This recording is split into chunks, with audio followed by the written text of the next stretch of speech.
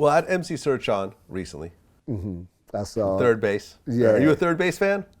I like stepping to the AM that was a and good song. Gas Face. Gas Face. You know what I'm saying? Pop Goes the Weasel. Yeah. Pop Goes the Weasel. They had some jams. Yeah, they back in the did. day.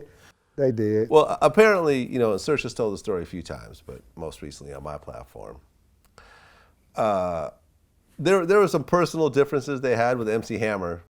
Pete said the line that really pissed Hammer off about, Cactus turned Hammer's mother out. And that was the one that really took Hammer over the edge. But the whole genesis of it for me was twofold. One, he wouldn't battle me, which is petty, but I was 19 years old. So in my mentality and how we looked at how we dealt with things in hip hop, you battle. That's not his culture. It's not where he comes from. And even if it is, what does he have to prove to me? The way he describes it, the Crips were constantly running up on him, getting ready to kill him. And he had like an OG with him that was constantly stopping them from doing that. It's possible. It all depends on who that OG was, just what I just said. You know what I'm saying? It all depends on who he has standing next to him. If you have respect like that, you can bring enemies to your neighborhood, you know what I'm saying? And people will respect the fact that they with you and they got to pass until they're not with you. So, I could see that, but Hammer wanted to kill him for sending the Crips on him for this. I didn't even know Hammer was connected to the Crips like that. They were saying it was Hammer's brother. Oh, okay. Didn't know he was either, but I get it. Did you hear shit Money talk anyway. I mean, but do you hear shit like that back in the day where some outsider would try to pay some gang to go do their dirty work for them and that type of shit? Something similar. I've heard of similar things of that nature, but it just seems like something like that. There's so many ways for this to go wrong. You see what I'm saying? You're talking about. This is such a recipe to end up going to prison yourself. Right. For doing a murder for hire thing. You got all, because the way he described it was like everywhere they went, like all these Crips would surround them and start pulling out guns. So I think that was a little bit of embellishment. It was like some sort of mass text went out to all the Crips in LA. When they didn't even have text.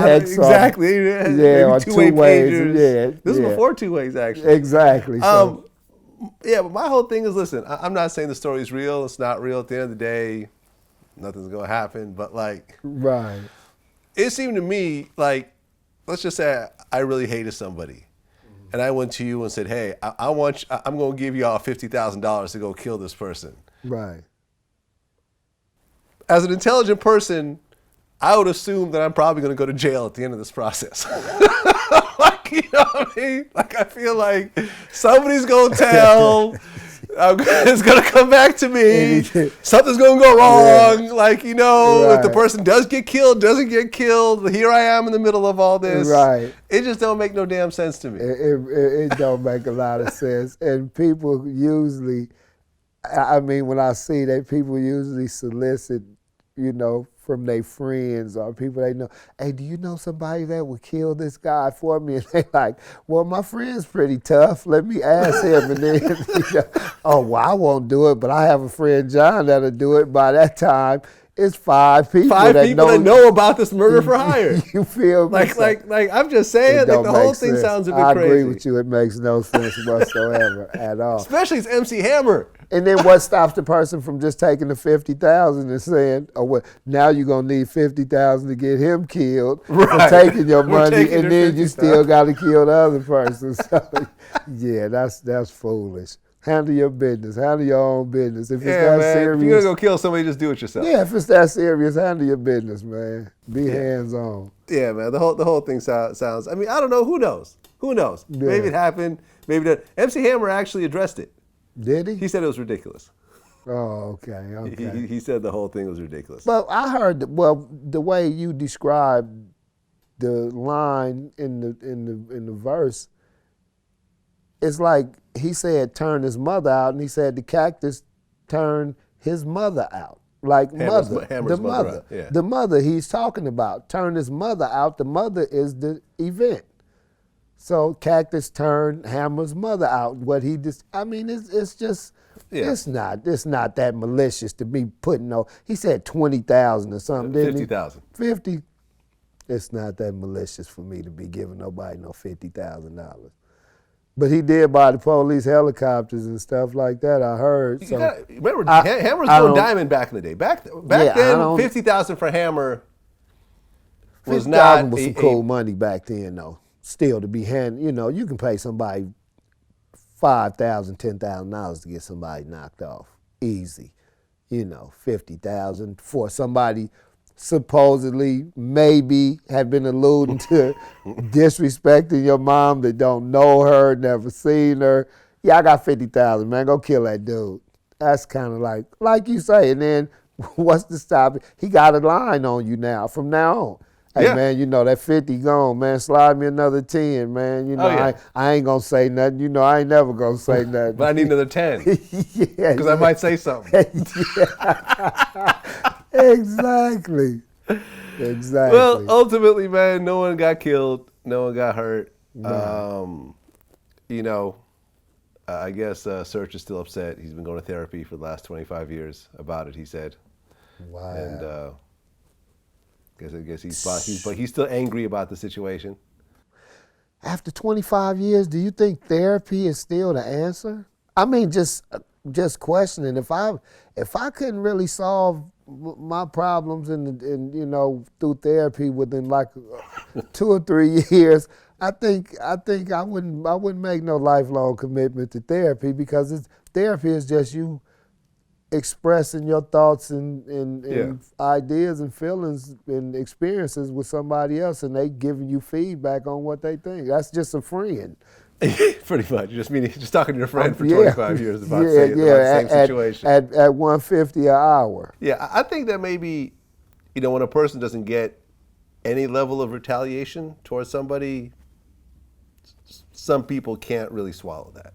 They feel like they have to somehow get something out of that person back, whether it's money, whether it's violence. No, I could see that. Whether it's embarrassment, whether it's whatever. Maybe that's why. I felt like that at one point in my life. I did. I was intent on righting a few of the wrongs that I felt had been done to me, and it just took my spirituality to know that God is the biggest presence, and if you say you're gonna give it to Him to take care of, then you can't take it upon yourself to try to make it right when you don't feel He's not doing enough to make it right. You just gotta let it go. You gotta let things go. Yeah, I mean, I remember there was a fight that I lost in high school. This one dude, I was getting an argument with this one dude, and his friend basically just punched me in the face, and blindsided you? Yeah, pretty much. Yeah. And I remember I was mad about that for some years. I remember at one point that guy committed suicide, I had found out. And I'm like, I still kind of felt some type of way about that situation, but yet the guy is dead. So it's so illogical to have this type of I can't do anything about it, he's dead. Right. Apart from maybe digging him up and he got away with something. Pissing on his grave or something, even then he's dead. He's not gonna care. Right. And that's the thing about revenge, is that it will eat you up inside. There's no way to fix it. It will. That's why success is actually the best revenge. I think success is the best revenge for anything. I agree. Yeah, because I'm not angry these days. Yeah. I'm cool. Yeah, and feel wonderful. Yeah, you know what I'm saying? Not great. to have, I even had to check myself like a couple weeks ago. That's why I say if you ain't gonna allow anybody else to check you, you have to check yourself constantly. I was a certain individual that I had dealt with before that I don't deal with anymore. I was like, I saw something that he was doing, and I was like, and it automatically caused a reaction inside of me, like this motherfucker, you know what I'm saying? And then I had to reflect back that most of our relationship was good, and he just got kind of funny in the end, and that caused us not to really be friends anymore. But I'm like, you know, that the one bad thing, you know, resonates more than all the good. You know, it's like a line in the Beyonce song that I'm really a fan of, like, you know, the first time I say no, it's like I never said yes. Right. You know what I mean? So out of all the good that we had, the bad thing, you know, Yeah. it overtakes everything else, and that's not cool. So I said, man, I got to stop doing that. I got to stop letting people, anybody, get to me to a position where I feel a certain way about whatever they have going on. Because if they not feeding me, sleeping with me, you know what I'm saying, you know, right there next to me when I need them at the most important times, then they really shouldn't matter that way anyway, to cause no reaction inside of me. Yeah.